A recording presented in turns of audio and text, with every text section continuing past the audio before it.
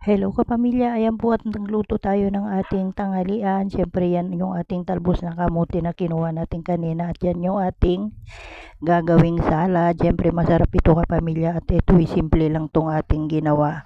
At yan nailaga na natin at siyempre meron tayong kinayod na manibalang na papaya. Yan yung ating red lady na papaya at siyempre meron din tayong mangga na kinayod dito sa ating ilalagay at siyempre yung ating sibuyas at yan titimplahan natin yung ating gagawing salad. Yan masarap po yan mga kapamilya at fresh from the garden yung ating mga ihahalo at yung papaya natin tingnan nyo naman yung itsura, napakasarap ng itsura niya at yan pwede ng pang ulam at sausawan yan mga kapamilya at simple lang tong gagawin natin. At yan yung ating talbos ng kamote na nilaga. Siyempre, ihahalo na natin tong ating kinayod na papayang manibalang.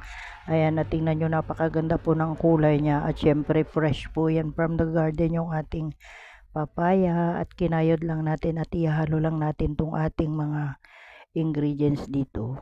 At yan po yung ating manibalang na papaya mga kapamilya. At masarap po ito. At hahaluan lang natin to ng ating mga kinayod na mangga, yung ating kinayod na papaya at syempre yung in-slice nating mga sibuyas, ihahalo din natin dyan tapos titimplahan lang natin at ang ilalagay natin dito bagong isda yung ilalagay natin. Depende na po sa inyo mga kapamilya kung ano yung mga panimpla na gusto nyong ihalo pero sa atin naglagay tayo ng ating bagoong isda at yun ang pangtitimpla natin at yan simple lang at napakasarap po nito mga kapamilya.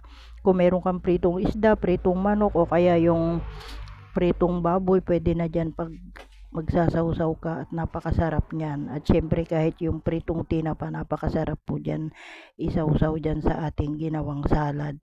Kaya ayan yung ating ginagawa kapamilya, simpleng ulam pero napakasarap ng ating mga gulay. Kaya ayan yung ginagawa natin at fresh from the garden po yung ating ginagawang salad. Kaya ayan mga kapamilya, tingnan nyo naman yung itsura niya. O talagang matatakam ka sa kulay pa lang mga kapamilya. Napakasarap na no itsura niya. Kaya ayan yung ating salad. O diba mga kapamilya, simple lang galing sa ating garden pero nakagawa tayo ng masarap na salad at syempre fresh from the garden po yung ating ginawang salad. Kaya maganda po pag may mga pananim tayo at syempre libre na hindi na tayo bumibili at ayan lang nasa garden pa natin. At syempre alam nating sariwa yung mga yan at organic yung ating mga tinatanim. Kaya ayan mga kapamilya, yan po yung ating salad. At tingnan nyo, kain na po tayo at napakasarap ng ating tanghalian.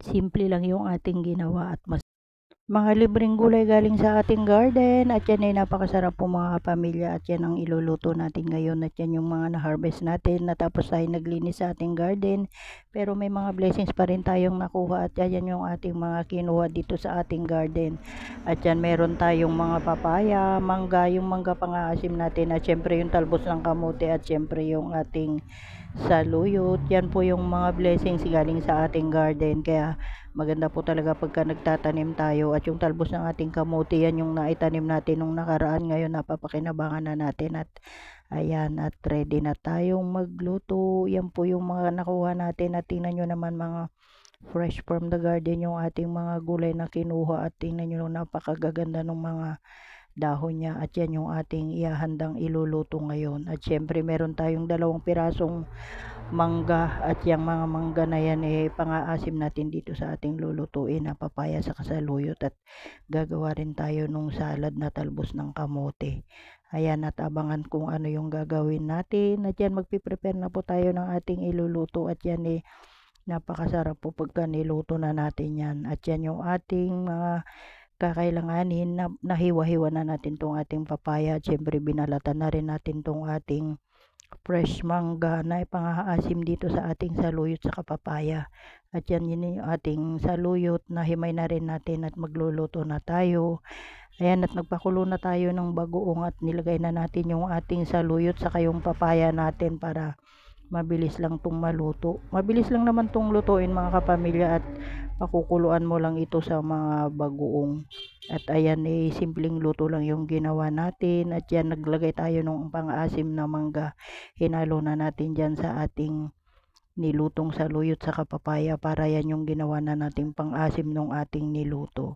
At ayan, luto na yung ating saluyot saka yung ating papaya. Siyempre, naglagay tayo ng pang-asim na mangga dyan. Bali, isang buong mangga yung nilagay natin. Pero siyempre, kung hindi naman tayo gaanong mahilig sa medyo maasim, kaya pwede rin naman tayo magbawas ng mangga. Kaya ayan yung ating niluto at simpleng ulam na